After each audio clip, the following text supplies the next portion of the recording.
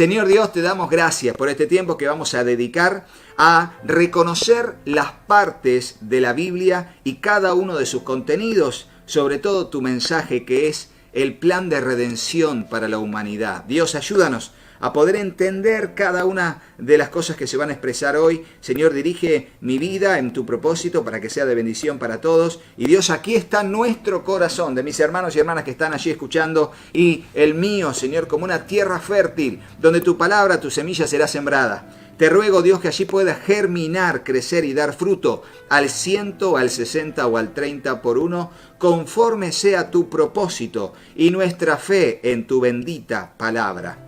Te lo pedimos en el nombre de Jesús y juntos decimos amén, amén y amén. Y así avanzamos en este propósito. Tenemos mucho que hacer y que alcanzar. Y aquí quiero leerles solamente para comenzar lo que dice segunda de Timoteo, la segunda epístola a Timoteo, capítulo 3, versículos 16 y 17, que es como el corazón de lo que significa la palabra de Dios para nosotros. Y dice: toda escritura es inspirada por Dios y útil para enseñar, para redarguir, que significa convencernos con argumentos sólidos de que estamos equivocados y que tenemos que cambiar, para corregir, para instruir en justicia, a fin de que el hombre de Dios sea perfecto, enteramente preparado para toda buena obra. Y qué bendición es saber que tenemos la palabra de Dios a nuestro alcance para poder ser instruidos, para poder aprender a vivir conforme a la voluntad de Dios. ¿Para qué más? Para que nos enseñe justamente, para que nos redarguya, para que nos corrija y nos instruya en justicia. Cualquiera de estos, ponedlo en el comentario. La palabra de Dios es útil para, y pon el que vos más quieras, para enseñarme, para redarguirme, para corregirme o para instruirme. Como sea cualquiera de eso o los cuatro, si te los acordás, ponelo en el comentario. Es útil, útil. No te olvides de poner la palabra útil. ¿Por qué? Porque no hay otro libro en el mundo que sea más útil que esto. ¿Por qué? Porque no es un libro, es la palabra de Dios escrita. Es la palabra de Dios materializada a través del soporte escrito y del papel, ya sea impreso o de manera digital. Es la palabra de Dios, no es cualquier otro libro, como decíamos la semana pasada, que no se puede comparar a la Biblia con otros libros bestseller. ¿Cuál es el más vendido? ¿Qué? Porque la Biblia no es un libro escrito por un autor humano que pudo haberse posicionado, sino que es la palabra de Dios que a lo largo de alrededor de 1500 años se escribió por diferentes autores, como dijimos la semana pasada. Y si hablamos de la Biblia y ya sus partes, vamos a hacer una diferencia bien marcada entre dos grandes partes que tiene la Biblia. En principio, el Antiguo Testamento. Y aquí, ¿saben qué? Si quieren, pueden ir a su Biblia, o sea, ahí donde estás escuchando esto, y pueden abrir la Biblia en el índice, que es la primera parte de la Biblia, donde están allí el índice de los libros del Antiguo Testamento y del Nuevo Testamento. Entonces nos vamos a quedar acá. ¿Por qué? Porque van a ver que así como el índice demarca dos tipos de divisiones amplias, está el Antiguo Testamento por un lado y el Nuevo Testamento por otro. ¿Y qué hace la diferencia entre el Antiguo Testamento y el Nuevo Testamento? El nacimiento, la vida, la muerte y la resurrección de Cristo. Así como nosotros en Occidente se parte la historia de la humanidad en antes de Cristo y después de Cristo, para decir años, esto pasó 300 años antes de Cristo y esto pasó en el año 70 después de Cristo. ¿Por qué? Porque hay una gran división en el advenimiento del Dios encarnado, del Dios hecho hombre, del Emanuel, el Dios con nosotros. Bueno, allí el nacimiento de Cristo va a marcar una diferencia también entre el Antiguo Testamento y el Nuevo Testamento, también llamado Antiguo Pacto o Viejo Pacto y Nuevo Pacto. ¿Por qué? Por lo que fue el pacto que había hecho Dios con la humanidad y desde los pactos del Antiguo Testamento que llevarían a un gran pacto que sería a través de la sangre de Cristo. Anteriormente los sacrificios de animales podían cubrir el pecado o hasta quitar la culpa en alguna circunstancia, pero luego volvía la pecaminosidad a funcionar porque el hombre estaba muerto en sus delitos y pecados. Pero en el nuevo pacto, a través de la sangre de Cristo, tenemos redención y no son más necesarios los sacrificios de animales porque Cristo, que fue nuestra Pascua y es nuestra Pascua, ya fue sacrificada. Y allí vamos a ver que todo el mensaje de la Biblia, todo el mensaje de la Biblia habla del plan de la redención del hombre. ¿Escuchaste eso? Ponelo en el comentario.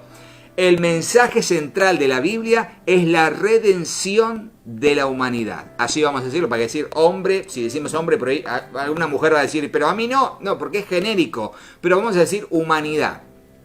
Es el plan de la redención de la humanidad. ¿Por qué? Porque nos va a hablar de cómo se va a redimir al ser humano al final de los tiempos a través de la sangre de Cristo, mediante la decisión que cada uno de nosotros tomemos, con el previo conocimiento de Dios, por supuesto, pero cada uno de nosotros tiene en su libre albedrío el tener al Hijo para tener la vida, el Hijo de Dios que es Jesucristo, o el no tener al Hijo y no tener la vida, sino la muerte eterna.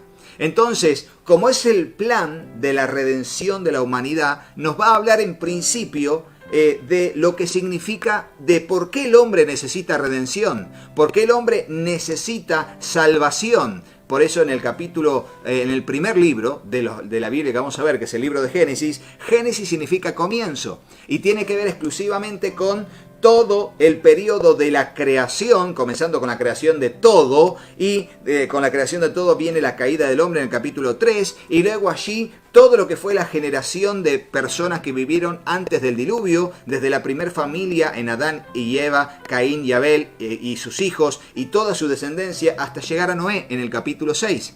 Allí Dios se cansa de la tremenda maldad que se había multiplicado sobre la tierra y manda el diluvio.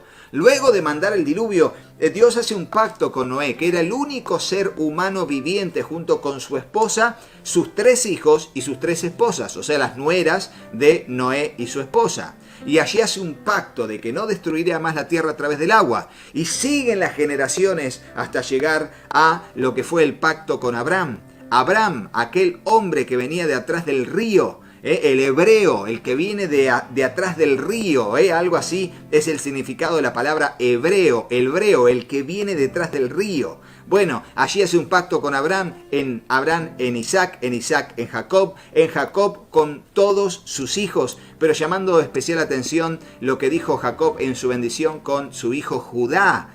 Sobre todo Efraín y Judá, que fueron 2 grandes tribus que marcaron un antes y después y fueron las representativas de 2 reinos, que fue el reino del norte y el reino del sur de Israel, pero ya lo vamos a ver. Entonces el Génesis va a hablarnos de toda la historia de la creación, va a hablarnos de las primeras civilizaciones humanas hasta que todo es destruido por el diluvio, y luego va a hablar del resto de las civilizaciones humanas, el cambio de las lenguas, y el esparcir a toda la raza humana que estaba en ese entonces, porque se habían complotado para ser grandes y hacerse un nombre por si fueran esparcidos por sobre la faz de la tierra, y Dios lo hace, los esparce sobre la faz de la tierra y cambia sus lenguas, y allí lo vemos en el capítulo 11 del libro de Génesis. Luego del libro de Génesis, que son los comienzos, por eso Génesis significa comienzo, allí viene el Éxodo. El segundo libro es el libro de Éxodo, verás allí, y Éxodo significa salida, el Éxodo, la salida de Egipto. ¿Por qué?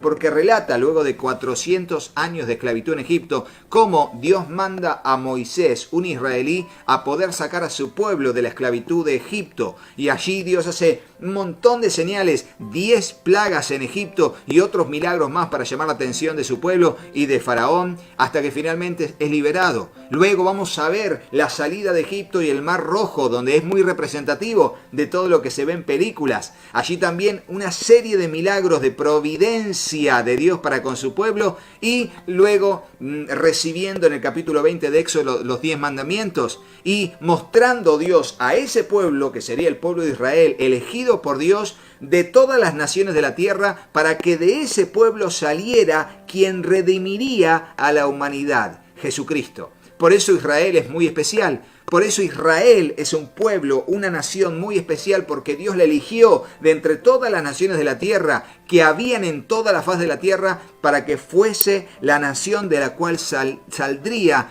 el Mesías, aquel que redimiría a toda la humanidad que creyese en él y le rindiera tributo, le rindiera honor y se postrara y se rindiera a los pies del Señor, que es Rey de Reyes y Señor de Señores. En el Éxodo vemos toda esa historia. La subida de Moisés al monte Sinaí, o llamado monte Horeb también, recibiendo los 10 mandamientos en las 2 tablas, escritas por el dedo de Dios. A partir de allí vemos que Dios muestra su ley, acuérdense esta palabra, Dios muestra su ley al pueblo a través de Moisés y los 10 mandamientos y toda una serie de cosas que Dios mismo le dicta a Moisés diciéndole que las escriba en un libro para que queden. Y ahí estamos viendo la conformación de los primeros libros de la Biblia en escribirse. Los primeros libros. Ahora vos me decís, en cuanto a contenido, ¿cuál es el libro más antiguo? Se dice que es el libro de Job, pero ya vamos a llegar a él. Ahora seguimos. Luego de Éxodo viene el libro de Levítico. Y como les dije, Dios había dado la ley a todo el pueblo de Israel. Y entre ellos estipuló, Dios mandó que una de las tribus, que era la tribu de Leví, fuesen los encargados de ser los mediadores entre Dios y el pueblo en todo lo referente a el ofrecer sacrificios y la atención en lo que sería el templo de Dios en la tierra o el tabernáculo de reunión. Allí cada uno de los levitas, los descendientes de la tribu de Leví, serían sacerdotes y por eso tendrían que aprender cómo vivir como levitas, como una tribu de las 12 tribus de Israel, que sería la separada, la santificada para servir a Dios, para recibir al pueblo con sus ofrendas y también como trabajaban en tiempo completo como levitas, como digamos como aquellos que tenían turnos en el templo y en la atención a todo lo que significaba estos quehaceres. El pueblo tenía que mantenernos porque ellos estaban dedicados completamente a todo lo que era el servicio a Dios y el pueblo tenía que dar ofrendas y los sacerdotes y los levitas se podían quedar con cierta parte de las ofrendas para poder vivir ellos y sus familias, y así también con partes de la tierra que sería conquistada. Luego entonces tenemos del libro de Éxodo, el libro de Levítico, que es el libro de los levitas, o el libro de las leyes y ordenanzas de Dios para los levitas. Excelente. Allí está todo, cómo deben conducirse, cuáles son las leyes de los rituales y sacrificios. Cada uno de los contenidos está en el libro de Levítico. Y luego viene el libro de Números. ¿Por qué viene el libro de Números? ¿Por qué? Porque viene la etapa en que mientras van avanzando por el desierto hacia la tierra prometida para conquistarla, allí se tienen que hacer conteo de las personas que estaban en el pueblo. Y por eso se llama ese libro Números, porque tienen que hacer un conteo de todas las tribus y la cantidad de personas, hombres que podían ser soldados para avanzar y también saber qué tribus tenían qué cantidad de personas. ¿Para qué? Para que cuando se conquistase la tierra prometida, allí se dividiera el terreno acorde a la cantidad de personas que tenía cada tribu, para que fuera una división equitativa, justa, de acuerdo al tamaño de cada una de las tribus. Así sería el territorio a conquistar. Por eso se hicieron censos, y como hay censos, así también se llama el libro Números. Y en el medio hay algunas que otras historias muy representativas y muy conocidas, pero que no nos vamos a quedar ahí porque si no, no vamos a poder seguir avanzando. Luego del libro de Números viene el libro de Deuteronomio. ¿Por qué? Porque vemos en el libro de Números que el pueblo que salió de Egipto no puede conquistar la tierra porque de tanta rebeldía y haber tentado a Dios tantas veces, más de 10 veces, Dios decide que esa generación moriría en el desierto y sus hijos serían los que conquisten la tierra 40 años después. Entonces el libro de Deuteronomio es un libro que reúne varias partes del libro de Éxodo, varias partes del libro de Levítico. También tiene un censo que va a ser de la nueva generación que había crecido y serían los que conquistarían la tierra. Y allí vemos en el libro de Deuteronomio, que es el último libro que escribió Moisés, porque los primeros libros llamados Pentateuco lo escribió Moisés. Y a partir de allí vamos a ver que el libro de Deuteronomio dice muchas cosas que se parecen a lo que dice Éxodo, a lo que dice Levítico, a lo que dice Números también, pero con otros números, con otro censo. ¿Por qué? Porque es el libro de la ley dirigido a la nueva generación que conquistaría la tierra. Todos aquellos que ahora ya tenían no 20, no 10, no 5, sino 45, 50, 60 años y estarían preparados para la batalla, tenían un libro totalmente actualizado y que sería el quinto libro de la Biblia, que es el Deuteronomio. ¿Hasta acá se entiende? Por favor, poneme en el comentario, Rodo, vas muy rápido, pero te entiendo. O más o menos, pero entiendo. Porque seguimos. Ahora, después del Pentateuco, vemos la muerte de Moisés. Y estos son los únicos libros que escribió Moisés, desde el Génesis hasta el Deuteronomio. Pero no es que lo escribió Moisés porque él sabía todo, no. Dios se lo dictó desde el monte Sinaí, la mayoría de todas las cosas que están en el libro. Y así vemos el libro que sigue, que es el libro de Josué.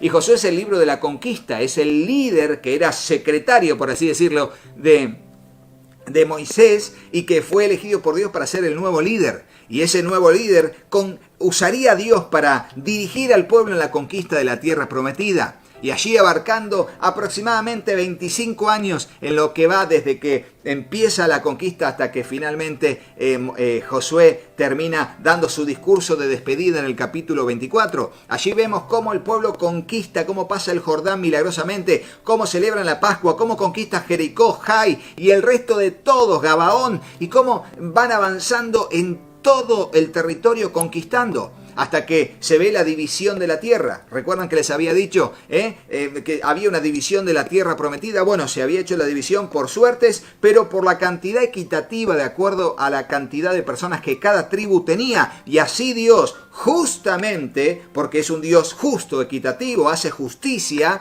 reparte la tierra para que cada uno la posea, conquistando, peleando, pero Dios peleando por ellos. Y allí se ven muchos milagros de cómo Dios peleó por el pueblo y pudo ser un pueblo conquistador. ¿Por qué? Por diferentes razones que no vienen al caso, pero sobre todo porque la maldad del amorreo había llegado al extremo. Pero el pueblo no termina de conquistar la tierra. Y entonces las tribus se establecen, pero también en medio de ellos había muchos pueblos que no eran del pueblo de Israel y estaban allí. Entonces, a partir de la muerte de Josué, comenzamos el libro de Jueces. Y con Josué comenzará otra división sistemática de los libros de la Biblia llamada libros históricos. Entonces, con los libros históricos va a comenzar el libro de Josué y luego un periodo de aproximadamente entre 300 y 350 años de la historia del pueblo de Israel, donde nos ubicamos en una línea de tiempo en Moisés 1500 años antes de Cristo, en el periodo de Josué 1420 años antes de Cristo, en el periodo de los reyes 1400 años antes de Cristo y así avanzando hasta lo que va a ser todo el periodo de los jueces. ¿Por qué se llama jueces?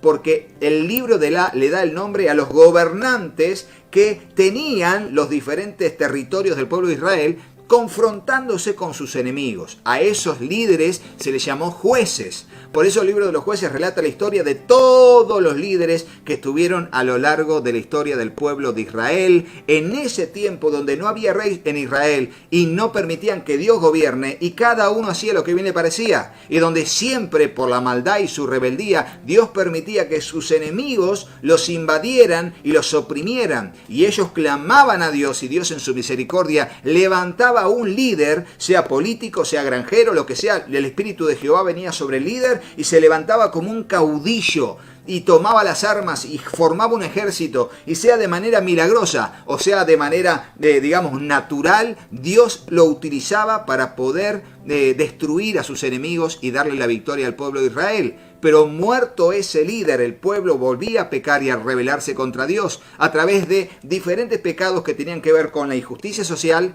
tenían que ver con la idolatría, con la práctica de la liberalidad sexual y los rituales idolátricos que estaban plagados de todo. Hechicería, asesinato de niños, entregándolos al fuego, todo tipo de injusticia social, de maltrato al pobre, a la viuda, viuda, al huérfano, y de injusticia social en cuanto a que los ricos se aprovechaban de los pobres. Así siempre, al igual que hoy, Rodo, sí, al igual que hoy, porque el hombre no deja de ser hombre y tampoco Dios deja de ser Dios. Pero el hombre puede cambiar a través de la redención de su alma, y ya lo vamos a ver. Luego viene el primer libro de Samuel y segunda de Samuel, y es el libro del último juez de Israel, llamado Samuel. Entonces Samuel fue un hombre concebido de manera especial porque su madre no podía tener hijos y Dios le da el regalo de la fertilidad, y allí nace Samuel como un descendiente de sacerdotes que se dedica al sacerdocio, y no solamente sacerdote, sino que Dios lo levanta como un juez, como un líder sobre todo el territorio de Israel. Pero sería el tiempo intermedio entre el periodo de los jueces y Samuel como último juez de Israel y lo que sería la instauración a elección del pueblo de la monarquía en Israel. Es por primera vez en su historia que Israel tendría un rey por elección de todo el pueblo. De todo el pueblo elegiría un rey puesto por Dios llamado Saúl. Y luego de Saúl, por su desobediencia, Dios lo quita a Saúl, que era de la tribu de Benjamín, y elige a un hombre conforme a su corazón, que sería de otra tribu, que justamente sería de la tribu que Dios había prometido que vendría el Mesías, y es la tribu de Judá. Y allí David, siendo pastor de ovejas, es llamado y vence al gigante. Y todo eso lo vemos en el primer libro de Samuel. Y al terminar el primer libro de Samuel, vamos a ver muchas cosas, muchas batallas, muchos enfrentamientos. Un David perseguido por un Saúl que no entiende y que no reconoce que Dios está sobre él, al punto de que si lo reconoce es para matarlo, porque lo tiene como una amenaza. Un David huyendo con sus hombres para todos lados y un Dios que lo estaba guardando en todo lugar. Ahora, mientras tanto, lo vemos al final del capítulo, en el capítulo 30 del primer libro de Samuel, vemos la muerte de Saúl. Y comienza el segundo libro de Samuel con David proclamándose rey ante la muerte del rey anterior, que era Saúl. Y allí reinando 7 años y medio en Hebrón, que era la zona sur de Judá. Y luego de 7 años y medio, todo Israel lo hace a David rey en todo el territorio. Y de allí en adelante vamos a ver diferentes cuestiones en el segundo libro de Samuel de la vida de David, de sus hombres, de sus batallas, de sus confrontaciones, de sus victorias que Dios le daba en todo lugar donde iba, para llegar a también el pecado de David con Betsabé y la esposa de Urías Eteo. Así seguimos en primero y segundo libro de Samuel para llegar a lo que son el primer y segundo libro de Reyes. Y así en el primer y segundo libro de Reyes vamos a ver justamente que se llama primer y segundo libro de Reyes, que nosotros lo tenemos con ese nombre, primero y segundo, pero en la antigüedad eran un solo libro. Un solo libro, pero para el estudio, en la metodología de abordaje bíblico, se ha hecho la separación entre el primero y segundo. Y así también Samuel, no era primer libro de Samuel y segundo de Samuel, sino que era un solo libro. Pero nosotros hoy lo conocemos como primero y segundo de Samuel, primero y segundo de Reyes. Y entonces en el libro de Reyes vamos a ver todo lo que tiene que ver con el hijo de David, que sería Salomón, y allí con Salomón todo el reino y el esplendor de un reino tremendo y la construcción del primer templo que habría en Jerusalén, tremendo templo llamado el Templo de Salomón, donde Dios por primera vez tendría un templo hecho por manos humanas para que él habite, aunque no sería posible porque no hay templo, dijo Salomón, que pueda contenerte. Así, avanzando por toda la historia del primer libro de Reyes para llegar a lo que sería el segundo libro de Reyes, donde podemos ver específicamente la sucesión de todos los reyes que pasaron luego de una gran división que hubo entre el reino del norte y el reino del sur. Porque a la muerte del rey Salomón, 10 tribus del norte se rebelaron contra el hijo de Salomón llamado Roboam, y Jeroboam primero fue el rey del reino del norte, un reino que fue maligno, que practicaba la maldad, la rebeldía, la idolatría, la injusticia social, la fornicación y todos los actos terribles que les mencioné anteriormente, sucediéndose uno tras otro diferentes reyes, donde en algunos casos llegaron a ser padre, luego hijo y el nieto. Pero en algunos casos era uno que lo mataba y aparecía otro. Y así no habían dinastías que pasaran las 3 generaciones en el reino del norte, teniendo reyes que todos practicaban la maldad. Sin embargo, en el reino del sur, todos los reyes que habían serían descendientes del rey David, porque Dios había prometido que por su pacto con David, su siervo, no faltaría rey en Israel. Sin embargo, el pueblo del sur, el reino del sur y del norte, iban pecando y aumentando su maldad y la injusticia social y practicando. Y Dios, en medio de todos esos reyes, en medio de toda la historia de los reyes, que duró aproximadamente 450 años, en ese periodo se fueron sucediendo diferentes acontecimientos, y eso se relata en el primer y segundo libro de Reyes y en el primer y segundo libro de Crónicas. La diferencia es que el libro de Crónicas va a tener algunos datos más y van a ser más extensivos, y va a ser escrito por el sacerdote Esdras después, unos 500 años después de los acontecimientos que se habían dado en ese momento. Por eso vamos a ver que los libros de Reyes y los libros de Crónicas son muy similares, pero tienen diferencias, porque los libros de Crónicas tienen más datos que los libros de Reyes, pero están juntos en el canon bíblico del Antiguo Testamento que tenemos en la Biblia. Aquí, por eso vemos que está primera y segunda de Reyes y primera y segunda de Crónicas. Luego vamos a ver lo que fue el periodo. De allí salta, porque son libros históricos, de allí salta a dos libros que son catalogados como especiales. Y vos me decís: Rodo, no dijiste Ruth. Rodo, te faltó Ruth. ¡Ah! Bueno, antes de Samuel hay un libro llamado Ruth, y tiene que ver con, como su nombre lo indica, con su protagonista, una de sus dos protagonistas, que sería Ruth, nuera de Noemí. Y ahí cuenta una historia que parece un drama, pero que tiene un final feliz. ¿Y por qué está el libro de Ruth? Porque Ruth, junto con Booz, su esposo, fueron los bisabuelos del rey David. Y allí se relata la historia de ellos. Ahora sí, volvemos. Vamos a ir al libro de Esdras y Nehemías. Son dos libros que se ubican temporalmente luego de la deportación a Babilonia. ¿Pero qué pasó, Rodo? Me perdí de algo. Ahí te lo cuento. En principio te estaba diciendo que la maldad de los reinos fueron terribles. El reino del norte muy malo, el reino del sur tuvo reyes malos y reyes buenos, pero al final sus reyes fueron los peores. Y el reino del norte, después de muchos profetas que pasaron, que los vamos a ver cuando veamos los profetas menores, después de muchos profetas que decían y llamaban al pueblo al arrepentimiento, les querían llamar la atención, les mandaban y proclamaban palabras de justicia de parte de Dios, sin embargo no los escuchaban, Dios decidió que finalmente el reino del norte fuera destruido y muertos, y los que quedaron fueron llevados cautivos por un imperio llamado el Imperio Asirio. Y así, a lo largo de los contenidos de los profetas, se va a ver esto con detalle y con nombres. Y el reino del sur, 120 años después del reino del norte, también pecando demasiado, allí los vamos a ver recibiendo el castigo, siendo invadidos, destruidos, muertos por espada, hambre y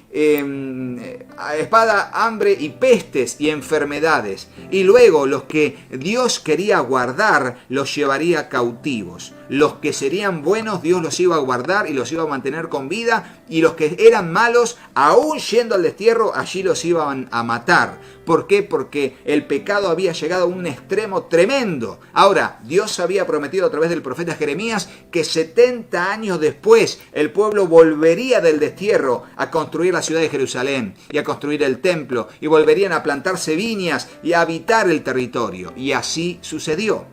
Pero luego de ese tiempo de 70 años de cautiverio, vamos a ver la ubicación del libro de Esdras y Nehemías. ¿Por qué? Porque es el relato de los desterrados que regresan al territorio de Israel. Y allí en el territorio de Israel reconstruirán. Con Esdras reconstruirán la ciudad, reconstruirán el templo llamado el templo de Zorobabel, y con Nehemías veremos la reconstrucción de los muros, además de otras edificaciones que hubo también, y la instauración de una especie de ley de Dios para que la gente tema a Dios y no termine peor que antes, ¿no? Y allí vamos a ver un montón de historias y un montón de intrigas, de idas y vueltas, y de personas que estaban allí queriendo que el pueblo no reconstruya, y un montón de tramas que son excelentes. Ahora, luego del libro de Esdras y Nehemías está el libro de Esther. Y Esther, la historia de Esther, se da en la mitad de lo que sería lo que dice Esdras y lo que dice Nehemías. ¿Me explico? En la mitad, temporalmente hablando, se encuentra el libro de Esther, donde Esther estaría allí como una israelí llamada Hadassah. Su nombre Esther es el nombre, digamos, en el idioma del imperio medo-persa. Allí, en el imperio persa, estaría Esther, que de la nada termina siendo reina. ¿Y para qué? Para salvar al pueblo de un día que sería la destrucción del pueblo, que finalmente, lee el libro de Esther, que está buenísimo. Ahí cuenta cómo Dios libera por mano poderosa a través de Esther y de Mardoqueo, su tío. Así que de esa manera va avanzando la historia de Esther. Ahora, luego de Esther, vamos a tener el libro de Job. Y acá nos quedamos un poco, ¿por qué? Porque el libro de Job es el libro más antiguo en cuanto a lo que se refiere a la Biblia, el libro más antiguo de la Biblia. Así, de esa manera nos ubicamos en el libro de Job con la historia de Job. Por eso se llama Job, la historia de Job, su calamidad, su pérdida, sus enfermedades, su charla con 3 amigos y un cuarto joven que va a aparecer llamado Eliú, y luego la intervención de Dios para traer respuestas, para pedirle a Job que se dé cuenta de su error y también reprender a los amigos de Job, y finalmente sanar a Job una vez que hubo orado por sus amigos y retribuir a Job todo lo que había sufrido, por todo lo que había sufrido. Tremenda historia el libro de Job. Y así, en el libro de Job, o con el libro de Esther, termina la división de libros históricos. Vieron que les dije, desde Josué hasta Esther, hasta allí son libros históricos. Anterior era el Pentateuco, y ahora tenemos los libros poéticos. Y así comienza con Job, y luego sigue con los Salmos, que es el libro del cancionero de Israel, por así decirlo. Salmos, 150 salmos, escritos por diferentes autores, Moisés, David, Salomón, etcétera, etcétera, etcétera. Directores de alabanza de David, llamado Asaf, Coré y otros más, que fueron escritos a través de toda la historia y se ubican en diferentes tiempos históricos de Israel, y es como un cancionero preparado y levantado, aún teniendo salmos o canciones que se entonaron en el cautiverio babilónico también. Y así pasamos al libro del libro de Proverbios, donde Proverbios es el libro de la sabiduría, el libro donde se relatan todos los proverbios escritos por Salomón, escritos por Lemuel, escritos por 2 o 3 autores más, que se describen los pasos a seguir en el temor de Jehová como principio de la sabiduría para avanzar en una vida de piedad, en una vida de sabiduría y de prudencia. Todo allí a lo largo de los 31 capítulos del libro de Proverbios. Luego del libro de Proverbios vamos a tener el libro de Eclesiastés, que significa el predicador. Eclesiastés significa el predicador. Y allí vamos a ver cómo Salomón, que fue el autor, va a exponer toda un concepto de lo que es la vida y lo que no es la vida. Todo aquello que promete y no cumple, que a él le llama que es vanidad de vanidades, pasando por diferentes aspectos de la vida humana, para terminar entendiendo que lo único que le da sentido a la vida es temer a Dios y guardar sus mandamientos. Todo eso a través del libro de Eclesiastés. Luego del libro de Eclesiastés vamos a tener el libro de Cantar de los Cantares, que es el libro por excelencia que nos habla del amor en la pareja. El amor en la pareja, simbolizando a un príncipe y a una princesa que se aman y se atraen y que quieren estar juntos y se buscan y no se encuentran y se buscan y se hallan, y así a lo largo de todos los capítulos que tiene este libro. Luego llegamos al libro de los profetas. Así dejamos la división de los libros poéticos para entrar a la división de los libros proféticos, y tenemos a los llamados profetas mayores, que son desde Isaías hasta Ezequiel. Algunos incluyen a Daniel también, y otros simplemente lo dejan hasta Ezequiel. Y aquí tenemos a 3 profetas representativos del pueblo de Israel. Un Isaías, que vivió desde el año que murió el rey Usías hasta el rey Ezequías, y luego a Jeremías, que lo tenemos desde el rey Josías hasta la deportación de Babilonia, y luego un Ezequiel,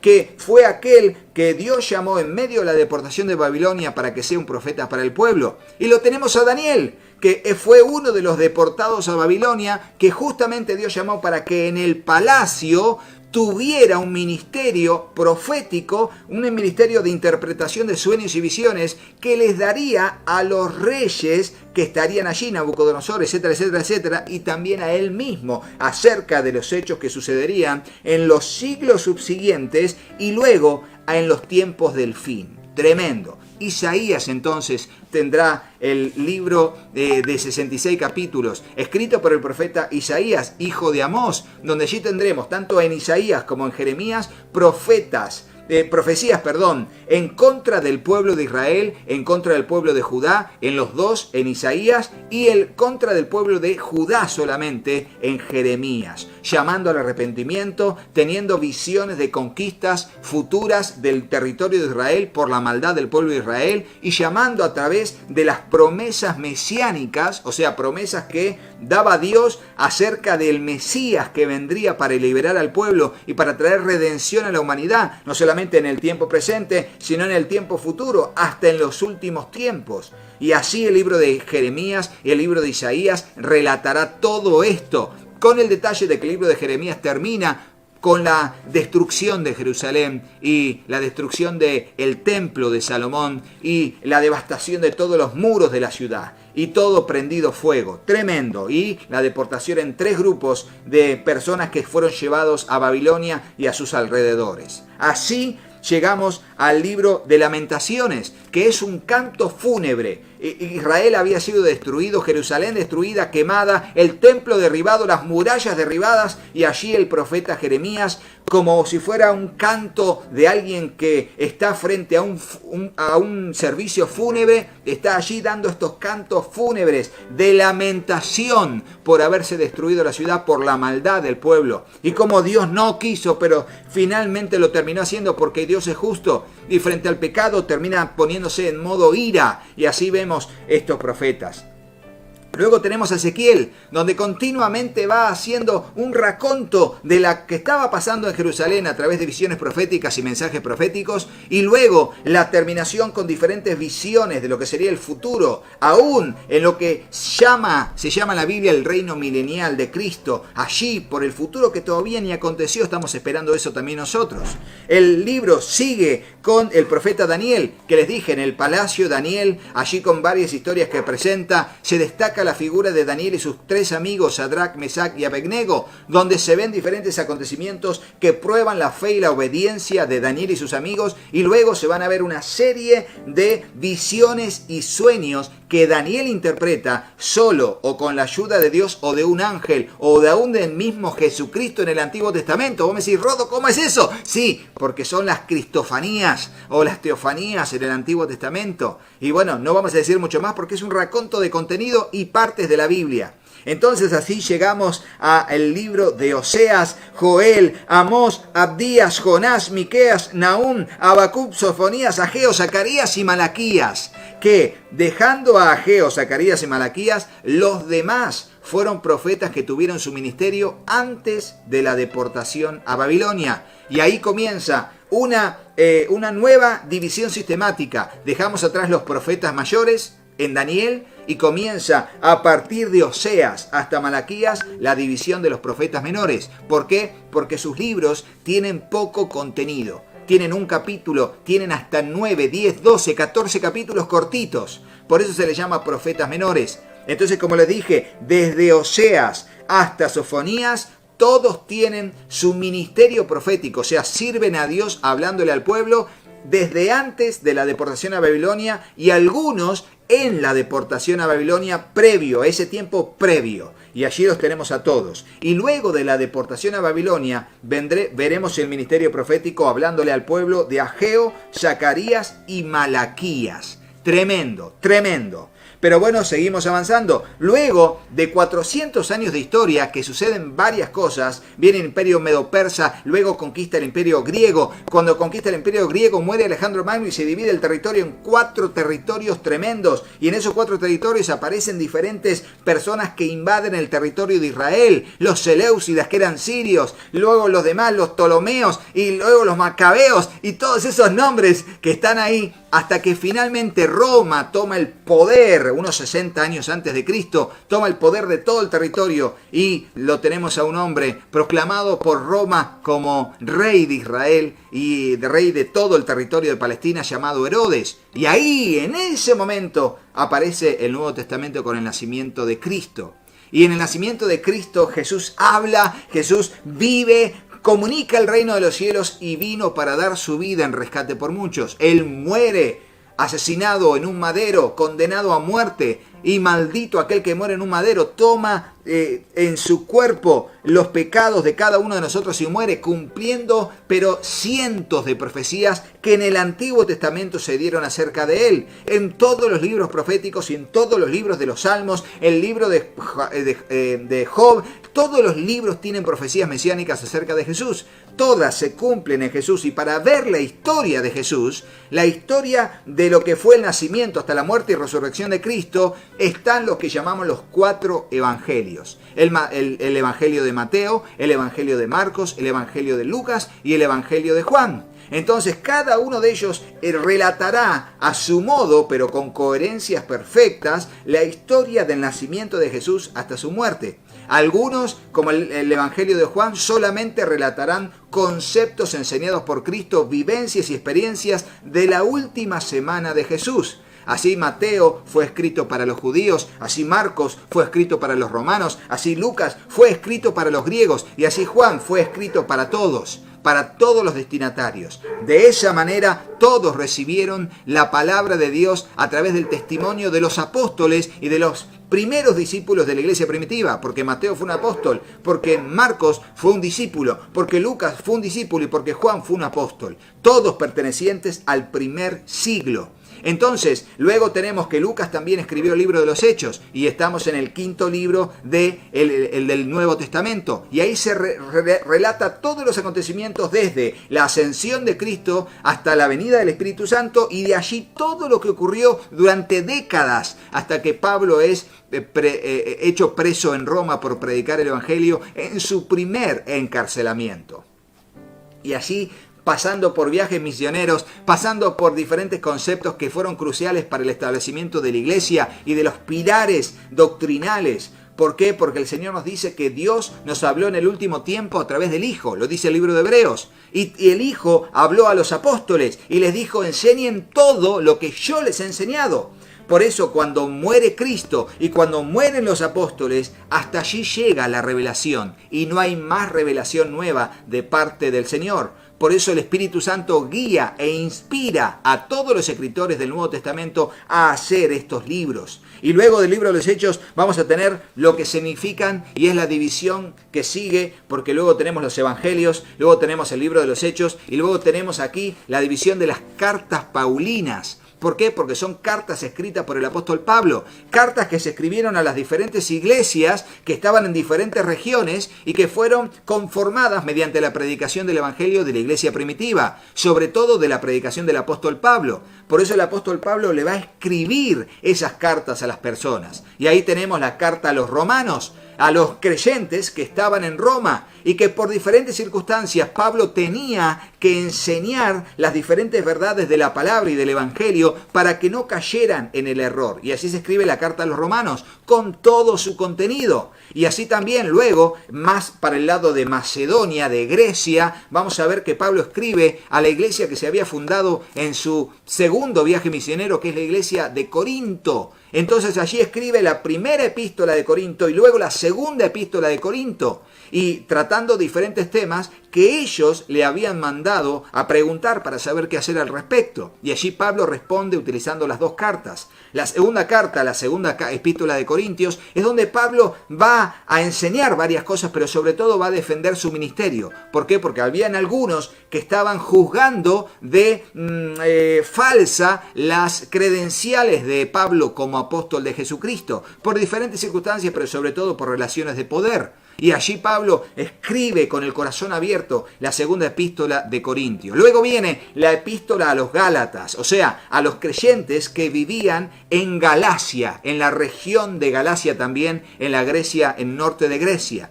Y allí Pablo les enseña muchas cosas, sobre todo el contenido que estaba dirigido a que ellos puedan entender que no tenían que volver a practicar la ley judía para salvarse, sino que la salvación era por fe. Asimismo, no tenían que dejarse llevar por las enseñanzas de los cristianos judaizantes o los judaizantes que se hacían pasar por cristianos para obligar a la gente gentil, que no eran los judíos, a adoptar las leyes de la ley de Moisés, porque ya había pasado la ley de Moisés, por eso es el Antiguo Testamento, el Antiguo Pacto. Entonces, luego viene la carta a los Efesios, o sea, a los creyentes que vivían en Éfeso, en esa ciudad. Y allí Pablo va a desarrollar en sus capítulos lo concerniente a la salvación por medio de la fe en Jesucristo y a todo lo que tiene que ver con los deberes cristianos y cómo vivir como hijos de Dios. Lo mismo, la misma temática para los creyentes que vivían en la ciudad de Colosas, por eso se llama epístola a los colosenses. Y luego también lo mismo con referencia a los que vivían en Tesalónica, otra iglesia que fundó Pablo en su viaje misionero, en su segundo viaje misionero. Y allí se escribe no solamente una carta, sino una segunda carta, donde el eje central sería ¿qué pasa con los creyentes que se murieron porque Cristo todavía no vino? Y allí Pablo va a abordar sobre todo la temática de la segunda venida de Cristo en la primera y segunda carta, hablando de los acontecimientos finales que el Espíritu Santo le había revelado y que Jesús había enseñado también. Luego tenemos así la carta, lo que se llaman epístolas pastorales. Epístolas pastorales, ¿por qué? Porque Pablo le escribe a personas que tenían un liderazgo en alguna zona de la iglesia. Por eso escribe la primera epístola a Timoteo, que era pastor en la iglesia de Éfeso, se creía así, y así lo enseñamos, y escribe la primera carta y luego escribe la segunda carta, donde hay cosas que son personales de Pablo para Timoteo, pero que se pueden aplicar a todos los que formamos parte de la iglesia. Y eso es lo bueno de la Biblia, que de una u otra manera Dios inspiró a las personas a escribir, pero que fueron palabras que pueden ser aplicadas para nosotros porque es la palabra de Dios. Luego Pablo le va a escribir a otro de los líderes llamado Tito, a otro de los líderes llamado Filemón, y allí le va a encargar diferentes cosas personales de Pablo y para con ellos y su servicio en la obra de Dios. Luego tenemos lo que es un libro en sí mismo, que es o las llamadas epístolas generales. ¿Por qué? Porque no está dirigido a alguien en especial, sino que son epístolas dirigidas a todos. Y es la carta a Hebreos, que como su nombre lo indica, es una carta dirigida al pueblo de Israel, pero a los que habían creído en Jesucristo, pero que habían sido parte del pueblo de Israel. Y allí los vemos hablando de la supremacía de Cristo y de la ya no necesidad de seguir sacrificando animales, porque la sangre de Cristo nos redimió y a través de la fe en Él seremos salvos. Y allí vemos un Hebreos 11 como cuadro principal del libro, y así terminando con algunos deberes cristianos y el trato para con los semejantes y con el liderazgo de la iglesia. Así llegamos a la epístola general de Santiago. Santiago era el hermano carnal de Jesús, uno de los hijos de María y José después de que tuvieron a Jesús, que fue uno de los pilares, uno de los líderes de la iglesia en Jerusalén. Allí Pablo escribe a todos los creyentes que estaban dispersos por todo el mundo, hablándole de diferentes cuestiones muy necesarias para vivir una religión verdadera. Y se cree que Santiago fue la primera carta que se escribió de todo el Nuevo Testamento. Luego tenemos aquí la epístola de primera y segunda de Pedro. Es la carta que escribió el apóstol Pedro a todos los que estaban dispersos a causa de la persecución. Y hablándoles, dándoles palabra de aliento, hablándoles del propósito de las pruebas y hablándoles de muchas cosas necesarias para comprender de los falsos maestros que estaban existiendo y de la necesidad de estar alertas, velando y esperando la venida de Cristo. En su primera y en su segunda carta hablará al respecto de todo eso. Luego tenemos las tres epístolas del apóstol Juan, primera, segunda y tercera de Juan, que junto con el libro de Juan y el libro de Apocalipsis son los últimos libros que se escribieron del Nuevo Testamento. tremendo. Y allí vamos a ver a una primera epístola larga de 5 capítulos y luego a 2 epístolas cortitas de un solo capítulo, donde allí se elogia, donde allí se trata de alentar a diferentes personajes representativos de cada carta. Y en la primera carta toda la iglesia en general, hablándoles a los jóvenes, a los adultos, a los niños en la fe, a los hijitos. ¿Por qué? Porque Juan era un anciano para esta altura. Y luego tenemos finalmente la epístola de Judas, que sería otro de los hermanos de Jesús, que luego de su muerte y resurrección se convirtieron al cristianismo y fueron también pilares de la iglesia en Jerusalén. Judas, una carta corta que habla sobre la necesidad de velar sobre las doctrinas falsas que estaban apareciendo y la necesidad de seguir anhelando estar firmes frente a todas las asechanzas del enemigo. Y luego terminamos con el libro de Apocalipsis, que significa revelación. Y fue la revelación que le dio a Juan, al apóstol Juan anciano, encarcelado en Patmos, poco tiempo antes de morir, acerca de lo que sería en principio un mensaje del Espíritu Santo a las iglesias que estarían en el Asia Menor, 7 iglesias del Asia Menor, y luego toda una visión de lo que sería el tiempo de lo que llamaríamos hoy la Gran Tribulación, el advenimiento del Anticristo, el reinado mundial y el regreso de Cristo y todos los juicios que se derramarían de parte de Dios para llegar al reinado milenial de Cristo, el juicio ante el gran trono blanco y el advenimiento de lo que Dios llama el cielo nuevo, una tierra nueva, y en el capítulo final del libro hablando de la nueva Jerusalén descender del cielo, una ciudad creada por Dios, donde todo un sistema de cosas sería tan diferente al que hoy vivimos. Cosas que están allí, pero que no podemos imaginar, pero que algún día lo veremos. Y así terminamos con lo que dice el versículo final de Apocalipsis: sí, ven Señor Jesús, he aquí vengo en breve y mi galardón conmigo. Y todo eso, querida iglesia, es la Biblia. Esas son sus partes y son su contenido. Oremos y terminemos. Señor, te damos gracias por este tiempo que pudimos estar dedicándonos a ver las partes de la Biblia y el contenido somero al punto de cada uno de los 66 libros de la Biblia. Te pedimos que nos ayudes a seguir adelante, a confiar en ti, a permanecer en tu propósito, amando la palabra de Dios, permaneciendo firmes en tu camino, sabiendo que este libro que tenemos por delante no es cualquier libro, sino que es tu palabra. Por eso ayúdanos a seguir adelante, a confiar en ti y a permanecer firmes, confiados en la roca, siendo personas sabias, que oigan, que lean tu palabra y la practiquemos.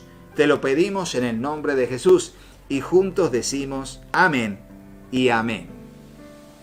Espero que les haya bendecido tanto como a mí poder ver las partes de la Biblia y también cada uno de los contenidos de los 66 libros de la Biblia, ubicándolos en sus diferencias en cuanto al estudio, en sus conjuntos sistemáticos y también en el contenido particular, en una línea de tiempo en particular para poder ubicar cada libro y cada profeta y cada parte del Antiguo y del Nuevo Testamento.